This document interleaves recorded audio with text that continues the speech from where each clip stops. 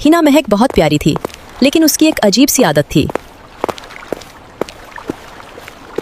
वो जरा सी आवाज पर भी घबरा जाती थी। हवा जरा तेज चले तो कहती, हाय अल्लाह, किसी ने मेरा दुपट्टा खींचा। दरख्त से पत्ता गिरे तो फौरन बोल उठती, कौन है? मैं जानती हूँ कोई नजर रख रहा है। लेकिन दिल इतना नरम था कि फूल उसकी तरफ झुक जाते। परिंदे उसकी खिड़की के पास बैठकर गीत गाते। सल्तनत के किनारे एक नीला, पुरसुकून मगर रहस्यमय समंदर बहता था।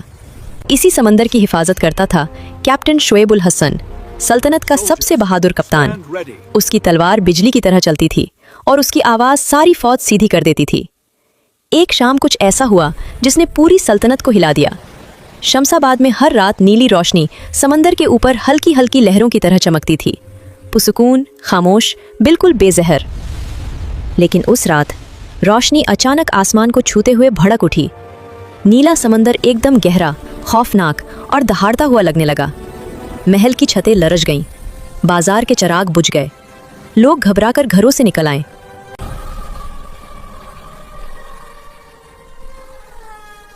और सबसे पहले चीख, बिल्कुल सही समझे, प्रिंसेस हिना महक की थी।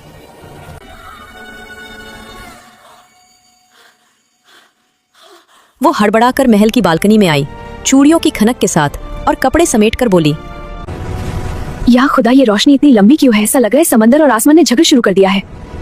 फिर आसमान पर एक जोरदार घड़घड़ाहट हुई। हिना ने फौरन अपनी आंखें बंद कर ली। या अल्लाह खैर, ये सब क्या हो रहा है? किसी ने महल के बर्तन उलट दिए हैं क्या? आवाज ऐसे आ रही है जैसे बावर्ची ने 10 बर्तन एक साथ गिरा दिए जल्दी से बोली, नहीं नहीं शहजादी साहिबा, बावर्ची ने कुछ नहीं किया। ये तो समंदर की रोशनी है जो सदियों बाद गजबनाक हो गई है। गजबनाक? लेकिन क्यों? क्या है? क्या ये रोशनी हमसे कुछ चाहती है? और क्या होगा? दाखिल होता है कप्तान शुएब उल हसन। महल के बड़े दरवाजे एक धमाके के साथ खुले। हवा का एक तेज झोंका अंदर आया, मशालें डोल गईं और धुएं जैसे नीले बादल में कप्तान शुएब नुमूदार हुआ। उसकी जिरह चांदनी में चमक रही थी, तलवार नीली रोशनी मुनक्स कर रही थी, और उसकी आवाज, वही आवाज जिससे पूरी फौज तरतीब में आ जाती थी, गूंजी। बस सब लोग पीछे हटें, ये रोशनी मामूली लोग नहीं दौड़कर है। उसके पीछे खड़े हो गए। जो बच्चे रो रहे थे उनकी भी हिचकियां रुक गईं। बादशाह सुलेमान अल रशीद की आंखों में तशवीश, आवाज में ताकत। ये हलचल कैसी?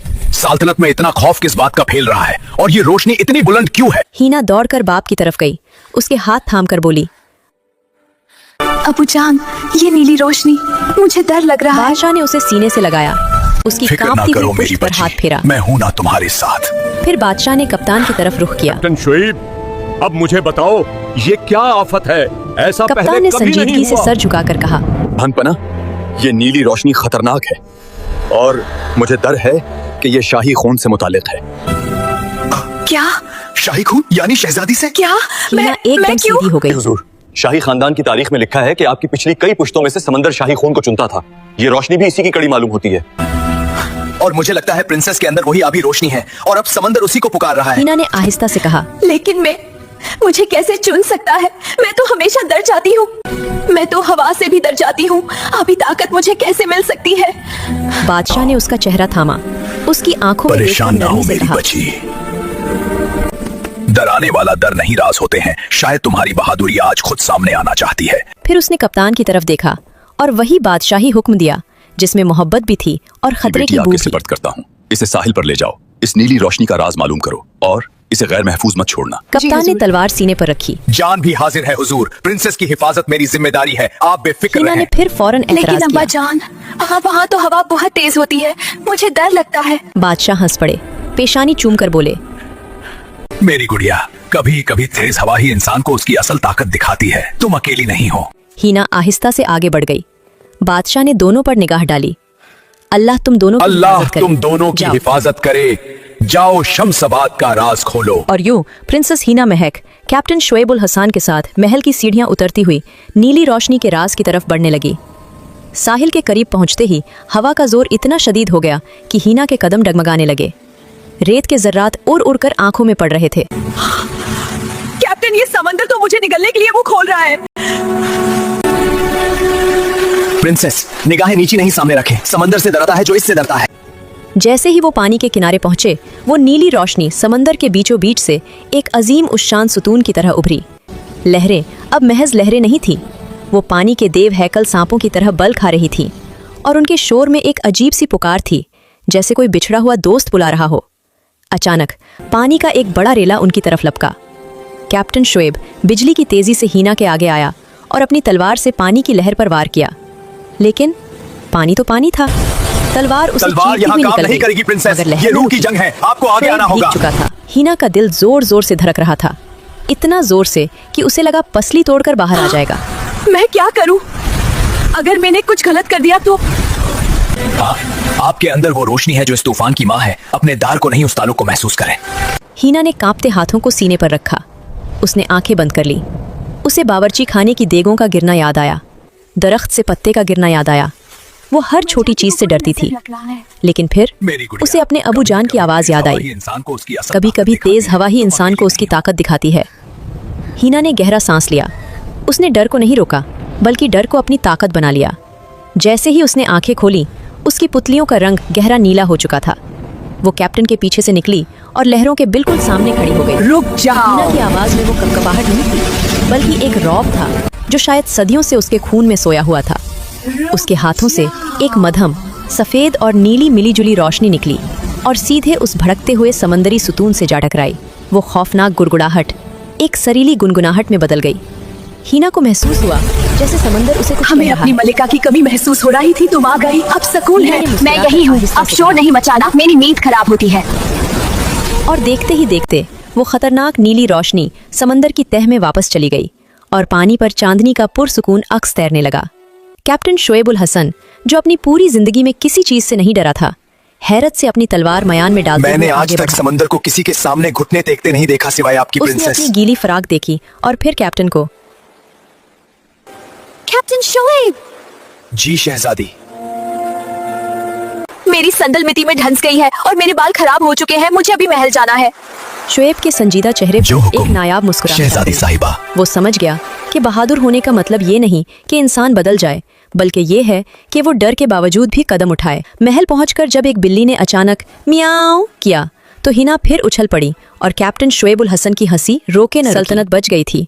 राज खुल गया था और शमशाबाद के लोगों ने जाना कि उनकी नाजुक सी शहजादी दरअसल तूफानों को थामने वाली एक खामोश ताकत थी। कुछ अरसा बाद शमशाबाद का मौसम बदल चुका था। हवाएं अब डराती नहीं थीं, बल्कि खुशगवार लगती थीं। लेकिन बादशाह सुलेमान रशीद के माथे पर अब भी एक फिक्र थी। वो जानते थे कि हीना महक अब सिर्फ एक नाजुक शहजादी नहीं, बल्कि एक ऐसी ताकत की मालकिन है जिसे दुनिया की बुरी नज़र लग सकती है। शाही दरबार सजा हुआ था। बादशाह ने भरी महफिल में कैप्टन शोएब उल हसन को तलब किया।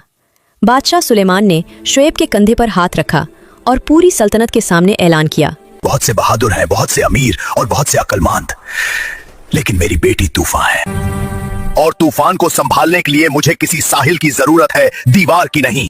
पूरी दुनिया में मैं अपनी बेटी की हिफाजत के लिए कैप्टन के सिवा किसी पर भरोसा नहीं कर सकता।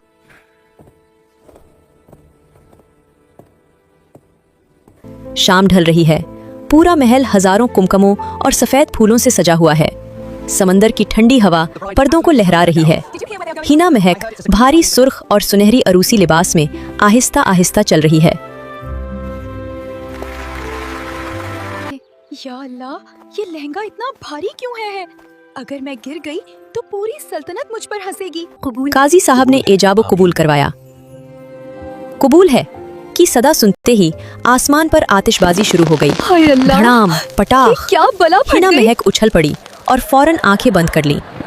मेहमान मुस्कुराए, मगर कैप्टन शोएब उल हसन ने उसका कांपता हाथ थाम लिया। ये खुशी के रंग है शहजादी। अगर कोई चंगारी तुम्हारी तरफ आई तो उसे पहले मुझसे गुजरना पड़ेगा। बादशाह सुलेमान ने हिना महक का हाथ कैप्टन शोएब उल हसन के हाथ में देते हुए कहा, ये वो फूल है जो जरा सी धूप से मुरझा जाता है और जरा सी हवा से डर जाता है। हाँ पना, जब तक मेरा दिल धड़कता रहेगा, हना की तरफ आने वाला हर खौफ सबसे पहले मेरी ढाल से टकराएगा। महल के दरवाजे से बाहर निकलते ही एक ततली उड़ी। हिना महक चूक कर पीछे हुई। ओह, ये क्या था? शुएब हंसते हुए बोला, सिर्फ एक ततली है हिना, चलिए जिंदगी का सफर शुरू करते हैं। हिना ने अपना सर उसके बाजू से लगा दिया और दोनों समंदर और महल के पस मंजर में एक खूबसूरत मंजर बन गए। और यूं वो हंसी खुशी और थोड़े से डर के साथ रहने लगे।